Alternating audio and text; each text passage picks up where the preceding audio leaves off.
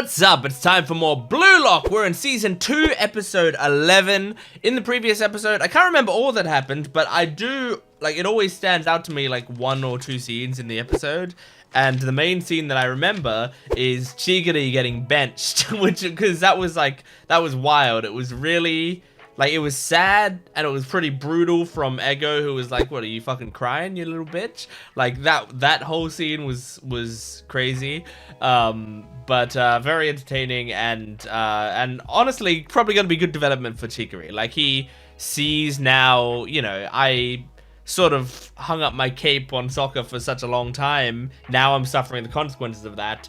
This means that I can't stop. I have to keep improving. I can't just expect that I'm gonna be the same person that I was if I like don't go all the way into it. So it will be good development for him, I think. It's just wild to watch. But yeah, anyway, we're gonna jump into this episode. Make sure to support the video if you can, liking, commenting, and subscribing, and go to my Patreon account if you want the full-length reaction, early access, and exclusive videos. You can also go to my Jent Watches One Piece channel if you like One Piece. Here we go, season 2, episode 11 of Blue Lock. And then Rio copied the ability. It's honestly a pretty clutch substitution from Ego. Yeah.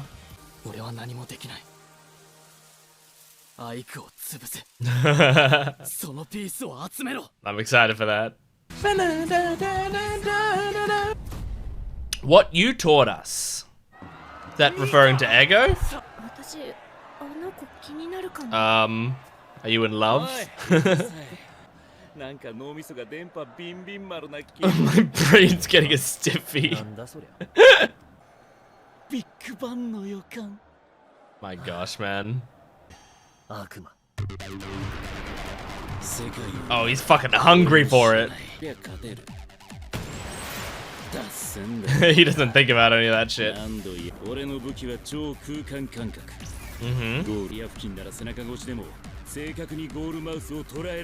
That's pretty impressive. Is Ryo there? Ryo is there, yes! Now he's... yeah. Good shit.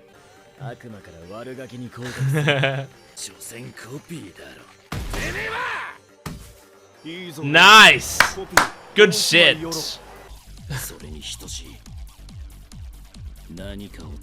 Oh my god, this guy is getting deep into these thoughts. Jeez, man.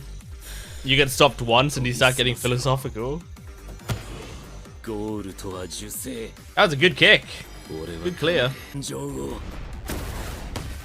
Oh. Oh, that was a good kick. Jesus! Oh my gosh! Oh! He's so far up! Nice! Did it actually clear though? Or the goal is like wide open now. What the fuck is that? What's happening? What the fuck is this? Holy shit! What, can he reach the ball up that high? Oh god. Oh, he's in flow state. Oh my god! Jesus Christ!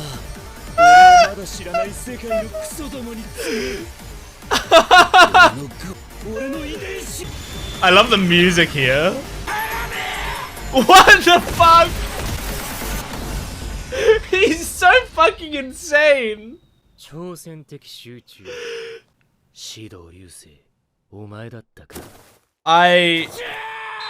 Oh, that's pretty sick.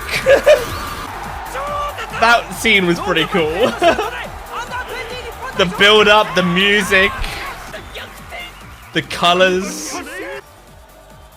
This dude's screaming about getting people pregnant though. Like, get him off the field. Oh. He's like in love with this man. He's so weird.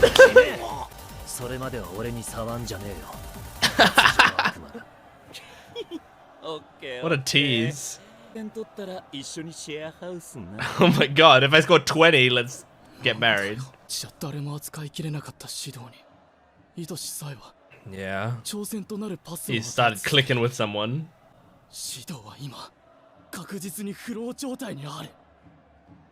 This is really cool.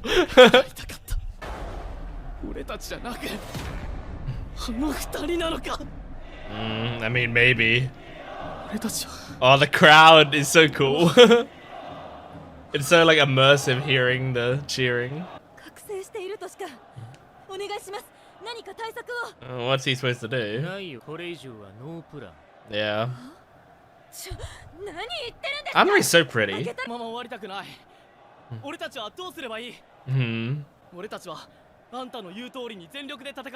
You're only down by 1 goal.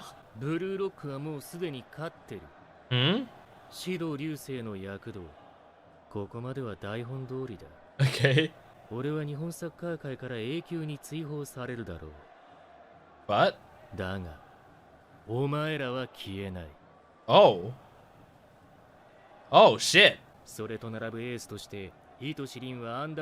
Oh, this is interesting.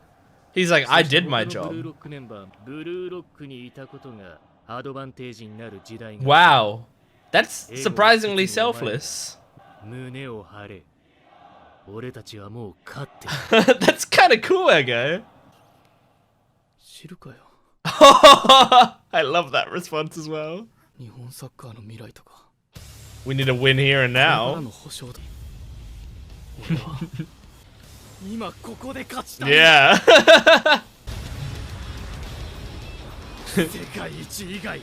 This is what you taught them, Ego.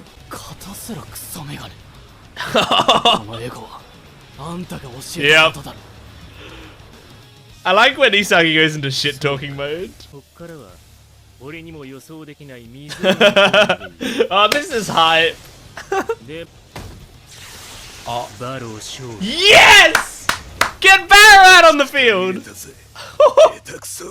Oh, I'm excited about that. Barrow's sick. Who's he taking off? Oh, interesting. Yeah, I feel like Eita hasn't really done much. But I thought because of that he would do something.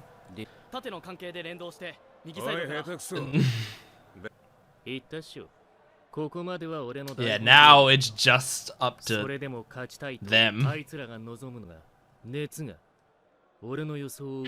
He's like impressed with Isagi.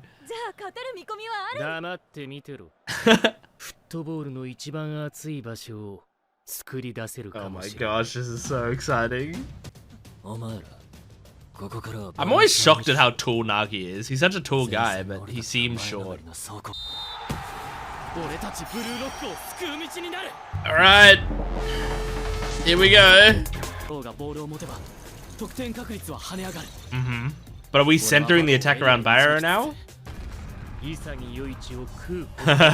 Yeah, that's when you get the most pumped up. When you're competitive with Isagi. Alright, Hiyori.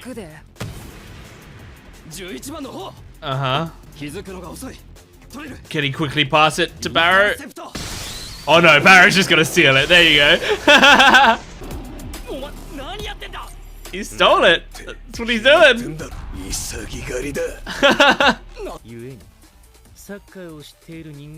Yeah, he's so non-traditional.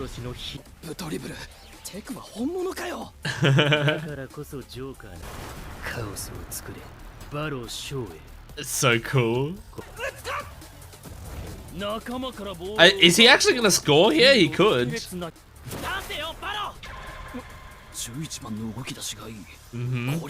There is an open pass, but he probably won't.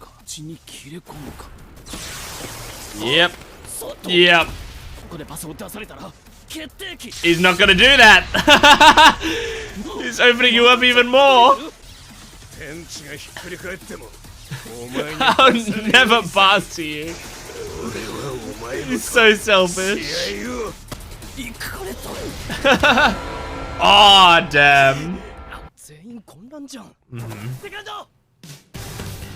Oh, hell yeah, can you? Okay. Ooh.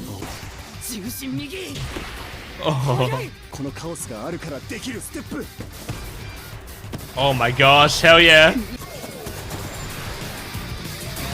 Oh, cool. Is he gonna do it though? Yeah. Oh my gosh, if Yuki Miya scores, that'd be crazy. Oh! No way. Someone's gonna stop it then. Because he's celebrating before it even goes in. Yeah, of course, IQ.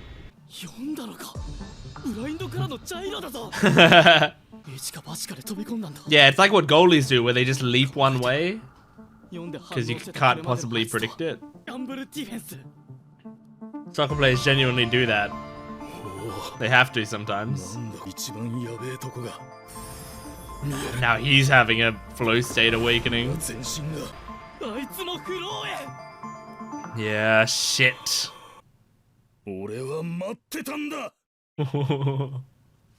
Oh man. Guys, don't watch him. He's got a big dick. Putting stuff on his skin. Like that's such a crazy thing. He's got so many condoms in there, I bet.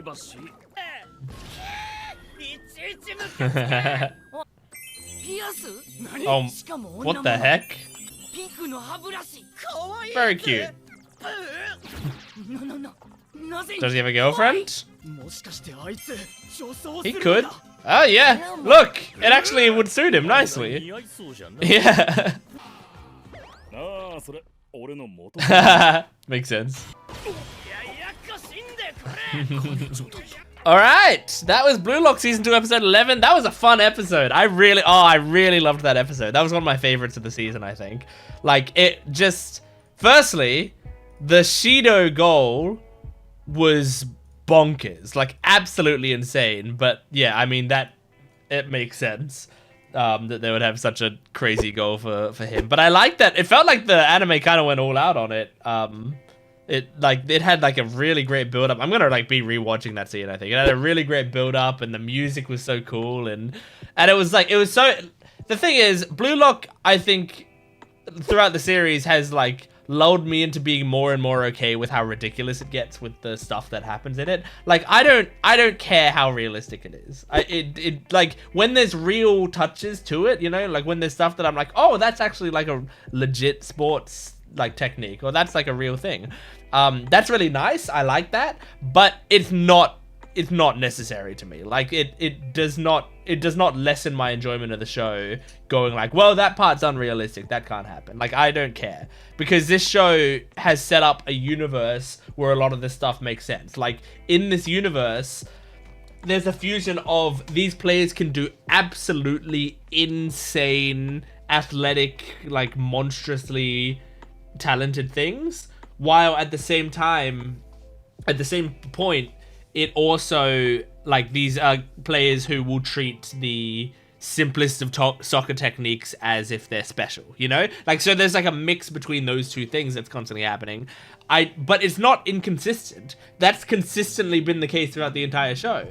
General soccer techniques being treated as special, and really incredible superhuman feats being treated as just, you know, wow, that was crazy. You know, so everything is like pushed down to the center, but that's the way the show works best, I think, because we want this show to be ridiculous, over the top, and insane, because that's what makes it super entertaining. And at the same time, it works for casual viewers. Like them treating like regular soccer things as special moves allows for the audience who don't know soccer to be able to follow along perfectly fine, because it's like they're not having to like stop and step back and explain, you know, these concepts or whatever. So, and they don't have to spend, also this show, I feel like they want to spend as little time on the training part of things as possible. This show is all about like the action. When you have a show like Haikyuu, which Haikyuu is like my favorite anime of all time, right? When you have a show like Haikyuu, there's like training arcs and there's the game arcs. And they're both amazing because like he's an incredible writer. But like the show will switch between these training arcs and the big arcs, and because of that they allow the training arcs to be like, we're going to explain the basics of volleyball to you, we're going to help you to understand, you know, what these moves mean, what it means when we say this, when we do this, like how to go about doing this. And so they can constantly do that in the training arcs, so when the games are happening we can follow along everything that's going on perfectly fine. But in Blue Lock they don't really do that. We're kind of going from game to game to game. So the things, the like techniques that are being learned and stuff, that they have to be learned in the game, and so they have to be treated as if they're special enough to be thought about during a high pressure situation. And I think it makes perfect sense. So like it was insane that he was able to do like that jump backflip, like knock it into the goal. But at the same time, it's fucking hype. It's really cool. It's so great. And I mean, I think it would be one of those things where, like, I mean, it looks really high up there. I think the initial shot, like the initial animation of it, like led us to believe the ball was much higher than it actually was. Like, and the thing is, you know, it may be technically possible to do a kick like that, just like absolutely fucking insanely unlikely. But at the very least, I mean, the good thing is they gave a good reason why Gagamaru came out of goals. Like he came out of the goal to clear it, and he actually did, and he did a great job at clearing it. But because of that, the goal is wide open, and so he had a much bigger target to hit. So it didn't really matter where he kicked it in that huge target. So that does help a little bit, because if he'd done like that and also it had been like a pinpoint to the corner that Gagamaru couldn't reach, that would have been fucking like almost too much. So yeah, it was really, they did it nicely, I think. It is funny how horny what's his name? Shidou. It is funny how horny Shidou is. he's like constantly talking about, I mean, he said his brain got a stiffy. His cheer was like, I'll knock you up. It's fucking insane. And then he like jumps on what's his name? Sai's back, and is basically like, hey, I've got an erection. Like he's just like he's being super horny with I mean, he reminds me of Hisoka from Hunter x Hunter, where it's like Hisoka's so excited by fighting and battle that he gets like incredibly horny by anything powerful. Like it's the same thing with Barrow, where it's like he loves the thrill of soccer so much that he just gets hard, and so he's just constantly horny while playing a match. It's fucking insane. Yeah. So I'm just looking at my notes. It was cool though that like Reo forced this out of Shidou though, because Reo was a good enough defender to be able to like, oh, okay, well this guy's technique will work well on Barrows, not on Shidou, not Barrow. We'll get to Barrow in a second. So I'm gonna like press up on him and make sure that, you know, he doesn't have the freedom to move around as much as he wants, and that works really well. It forced Shidou to have to do something insane to break through and to score a goal. Man, I also really liked that scene where Isagi goes up to Ego and goes like, well, what do? We need to win this game, and like this is not looking good. And Ego says, we've already won. Like, yes, we're probably going to lose this game. When we do, Blue Lock's going to be shut down. All the rules and stuff I set in place are going to be gone. I'm not going to be around anymore because there's no way they're going to let me anywhere near soccer ever again after this. So, like, all of that's going to be fucked. However, the whole point of this was I was trying to create great strikers for Japan or whatever. And look, from what I've seen, I've created some great fucking strikers for Japan. And you guys... I mean, you were in this to be great soccer players. You were in this to be successful.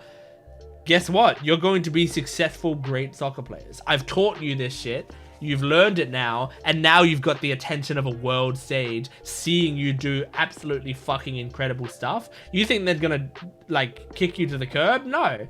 Like, Ego, at the start of the series, Ego said, if you lose Blue Lock, you're not playing for Japan. Like, I'm making sure you don't play for Japan ever, right?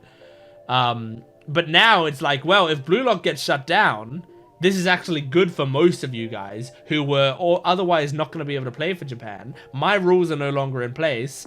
You guys can go crazy and have successful careers and be great. Like, this is great for the majority of you. You guys losing could work out for you. So you've already won. Like, no matter what happens, you've won. And like, that's a really good speech. It makes a lot of sense. And it's, you know, I say it's selfless as if Ego already isn't kind of selfless. He is kind of selfless in that, like, he is doing this for Japan and for them, but he just does it by teaching them to be selfish. That's kind of the weird dynamic that happens. But like, you know, I still think it's kind of like a nice little touch that Ego has this extra, you know, extra step of like, I'm fine with the fact that I'm gonna be a laughing stock because I'm doing this for you guys, and here you go, it's done. Like, I've already set it out for you. It's very nice. And then, but I also love Isagi's response to it, which is like, what the fuck? I don't care. Like, I don't want that. I don't want to lose this game just to get a good soccer career or whatever. Right now we're playing a game of soccer and I want to win it more than anything else in the world. That's all I care about. And that is really satisfying to see as well. Like, I like the way this writer writes Isagi overall, where it's like and writes a lot of these characters, where it's like there's always like a nice message that you could take from things that are going on. And the main characters always break through that with their egos and go like, but I don't give a shit. Because, right, like, it's all about soccer. Like, I don't care about friendship. I don't care about my future prospects. I don't care about, like, well, we tried our best. It's all about soccer. This show is all about it. And it's been consistently about that since the start of the series. And I love that. I think it's great. Because there's a lot of shows that already cover, you know, about the joy of the game and about, like, about being friends and about teamwork and about trying your hardest. There's so many shows that already cover that, and that doesn't mean that those shows are wrong or bad for doing that. In fact, it's probably good that the other shows are the default, but that does make a show like this so satisfying where it breaks out of that mold. It's great. We have a place in this world for both kinds of shows, you know, and I fucking love it. It's so good. And then, yeah, Barrow comes on. I love, you know, Barrow is just, like, such a selfish player that it throws out, like, a lot of what people understand about soccer. Like, the more understanding you have of soccer, the more insane it is when someone who comes in and plays in a way that's, like, utterly baffling the crazy that is, you know? I've probably used this exact comparison before on this channel, but I use this a lot in my life because I really like this scene. There's a scene in the movie Molly's Game, which if you haven't seen it, it's a movie based on true events, written by Aaron Sorkin. And it's about a woman who runs like an underground poker tournament, right? Or like, you know, a bunch of underground poker games. And it has like a lot of celebrities and professional poker players and a lot of other like big shots who come to those games and just play. And it's a really good movie. Like, I really love it, right? But I'm a big Aaron Sorkin fan. If you don't like Aaron Sorkin's like way of writing and stuff, then you're not gonna like it. Of course, you're not gonna like it. But if you like that style of writing, which I feel like if you watch anime, you kind of would, because like he's got a very heightened way of writing dialogue that anime also kind of has similarities to.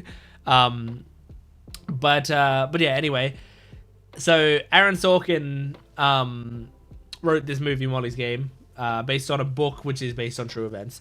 But there's a scene in that is where there's a professional poker player, and he's like a really, really great poker player, and he plays poker exactly the way a professional poker player plays, which is like they play pretty loose, not loose, they play pretty tight. Like they try you know, they've got a bad hand, they throw it away, you know, they fold. They play the whole night rather than playing individual hands.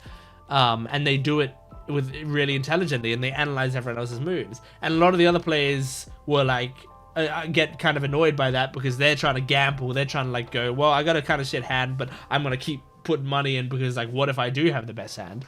While he's like realistically going like, no, you know, that's an okay hand, but that's not going to win based on what these guys are betting, so I'm out. Anyway, he plays one night against a player called Bad Brad, or they call him Bad Brad, because he's very bad at the game. He has no idea what he's doing. He doesn't understand poker in the slightest. But he's just there to have fun and to talk and to like make connections with people for his business or whatever. And the poker player didn't know anything about Bad Brad. He never played with him, so he didn't know he was shit at the game. And they like go up against each other. They're like both the only ones in, and Bad Brad was accidentally doing these moves that like made it look like he had a great hand.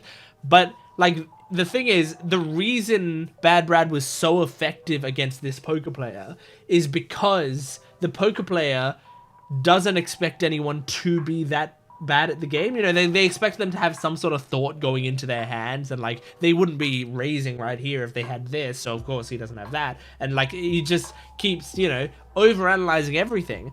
And because and it's like, if the poker player was a worse player, he would have been like, well, this guy keeps like raising and like, fuck it, you know, I'm folding early or whatever. Or like, this guy doesn't know what he's doing, I'm just gonna, I guess I'll go all in. Like he would have figured out what was going on, or at least like not cared what was going on and not thought about it too much. But the poker player overthought it because he's a poker player, and because of that, Bad Brad like bluffed him out and won the hand. And it's like, it's a really fun scene. I think it's a really great scene, and it reminds me a lot of this, where it's like the better soccer players wouldn't expect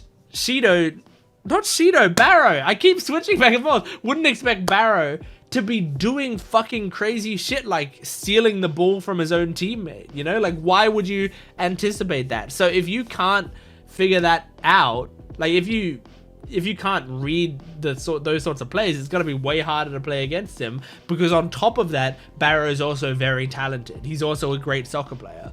He just is an incredibly selfish, great soccer player. And I love that season 1 sort of conditioned us to actually root for Barrow not passing the ball. Like we had that whole arc or whatever where it was about Barrow being selfish, and it's like, well, you have to work with us. That's the only way we're going to do it. You have to work with us. And then Barrow at the very end is like, maybe I should work with them. And then he goes, no, you know what? Fuck it. I just need to be good enough that I don't need to work with them. And he does. And it's really, really satisfying. Like it's just so great that he's like, no, I'm not gonna like stop being who I am. I want to continue to do this shit. And he just gets better from there. And it's really, really great. That was a great episode of season 1. And you can go watch my reactions to season 1 on the channel. And I like that because of that episode. In this episode, I'm not like, Barrow, pass the ball, it's an open shot. I don't care about that. I'm like, I'm just gonna trust him, you know? Like, he didn't end up scoring, but honestly, like, I don't mind.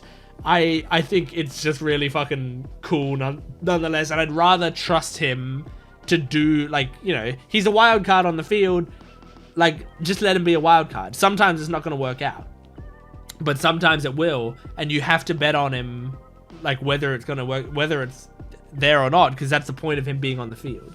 So yeah, anyway, that was great. That was a great episode. Season 2, episode 11. Thank you for joining me. Make sure to support this video if you can, liking, commenting, and subscribing, and go to my Patreon account for full-length early access and exclusive videos. And I have a Jent Watches One Piece channel if you like One Piece. Thank you for watching. I'll see you next time. Goodbye.